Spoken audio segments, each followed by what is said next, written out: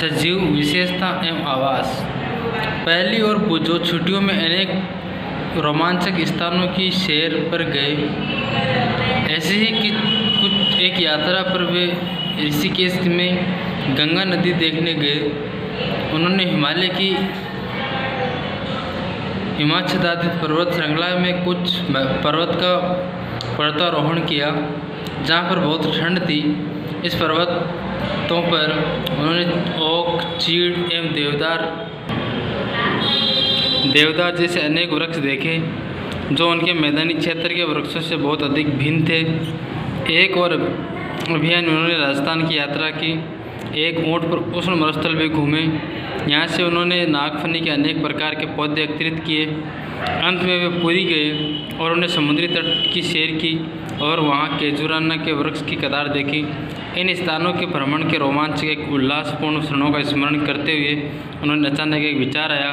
ये सभी स्थान एक दूसरे से भिन्न हैं। कुछ बहुत ठंडे हैं, कुछ उष्ण हैं, कुछ शुष्क हैं, कुछ स्थान आर्द्र थे, परंतु सभी जीवों अनेक प्रकार के बहुत सारे सभी सजीव वस्तुएं थे।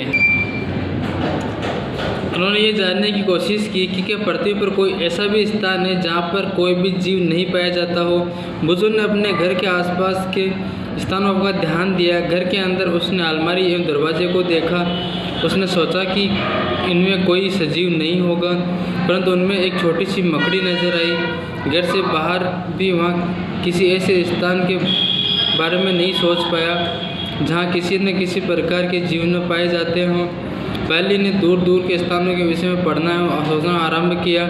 उसने पता लगा कि लोगों ने तो ज्वालामुखी के मुख में भी सूक्ष्म जीवों को खोज निकाला है। तो अलग अलग प्रकार के जीव इसके अंदर रहते हैं। कुछ सर्दी, कुछ ठंडा इलाका होता है। पृथ्वी पर कुछ ठंडा इलाका रहता है जहाँ सदैव ठंडी रहती है। कुछ गर्म इलाका रहता है जहाँ पर बहुत सारी गर्मी पड़ती है। कुछ सूखा भी रहता है, जैसे कि राजस्थान है, सूखा क्षेत्र है। कुछ इलाका है वो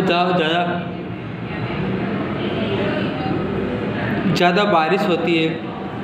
वहाँ ज़्यादा बारिश होती है तो वहाँ पर बहुत सारी ठंडी होती है, बरसात होती है। तो इस तरीके से आपको बहुत सारी कुछ ऐसी जगह होती है जहाँ पर केवल ज्वालामुखी फटती है। केवल वहाँ पर आपको कुछ नहीं मिलेगा। केवल ऐसी जगह है जहाँ पर कोई जा नहीं पाता है।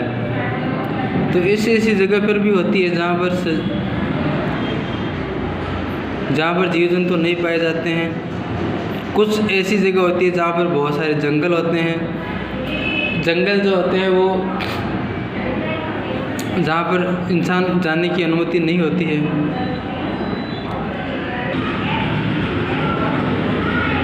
पहले एवं बुजुर्ग के मस्तिष्क में एक और विचार आया। जिन स्थानों की उन्होंने सैर की वहाँ किस प्रकार के जीव पाए जाते हैं। मरुस्थल में ऊँट थे, पर्वत पर बकरी, योग थे।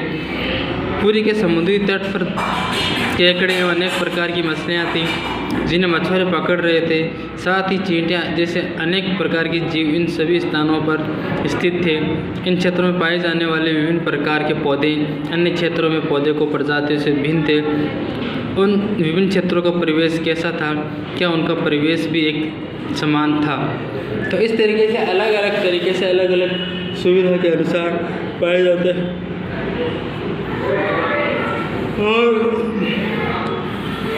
अनेक जीव उनका परिवेश होता है। अलग अलग जैसे जंगली जीव पाए जाते हैं। सारणी में लिखिए कि आप इस अध्याय में दिए गए उदाहरणों को इकट्ठा कर सारणी 9.1 को भर सकते हैं। अपने मित्रों, माता पिता, अध्यापकों से भी इस विषय पर विचार विमर्श कर सकते हैं। तो तालिका में दिए गए अन्य कॉलम में विभिन्न स्थानों पर पाए जाने वाले जंतुओं एवं पौधों के नाम लिखिए। आप पुस्तकालय में उपलब्ध इन पुस्तकों की सहायता ले सकते हैं जिन्हें जंतु, पौधे और खनिज के विषय में जानकारी दी गई हो। इस सारणी के प्रत्येक कॉलम में अधिकाधिक छोटी बड़ी वस्तुओं व जीवों को सम्मिलित करने का प्रयास कीजिए। जिस प्रकार की वस्तुएं हमें मिलती है वे शायद जीवित जंतु या पौधे न हों। संभवतः ये पौधे के भाग जैसे सूखी पत्तियाँ या जंतु के अवशेष जैसे हड्डियाँ। हमें विभिन्न प्रकार की मिट्टी तथा रोड़े भी मिल सकते हैं। अध्याय 5 में हम इनकी चर्चा कर चुके हैं कि समुद्री जल में लवण घुले हुए हैं। इस प्रकार की कुछ अन्य जंतुएं भी हो सकती है। जैसे जैसे हम अध्याय को पूरा करेंगे सारणी 9.1 में कुछ और उदाहरण सम्मिलित कर जाएंगे। जब हम इस अन्य रोचक स्थानों की यात्रा करेंगे तब सारणी के बारे में चर्चा करेंगे। आवास एवं अनुकूलन क्रियाकलाप आपने इधर सूचीबद्ध दिए गए पौधे और जंतुओं से आपको क्या मिला है? क्या आपको और अनेक प्रकार के जीव मिले हैं? सारणी 9.1 मरुस्थल वाले कॉलम और समुद्र वाले कॉलम को ध्यान से देखिए। क्या आपको प्रतीत होता है कि इन सभी दोनों कॉलम के जीव बहुत अलग अलग प्रकार के हैं? इन दोनों क्षेत्रों में किस प्रकार का परिवेश है? समुद्र में जंतु तथा पौधे लवणीय जल खारे पानी में रहते हैं, श्वसन के लिए जल में विलेय वायु का उपयोग करते हैं। मरुस्थल में जल बहुत कम मात्रा में उपलब्ध होता है। मरुस्थल दिन में बहुत गर्म एवं रात में ठंडा होता है। मरुस्थल में पाए जाने वाले पौधे एवं जंतु भूमि पर रहते हैं। इस श्वसन के लिए आसपास की वायु का उपयोग करता है। और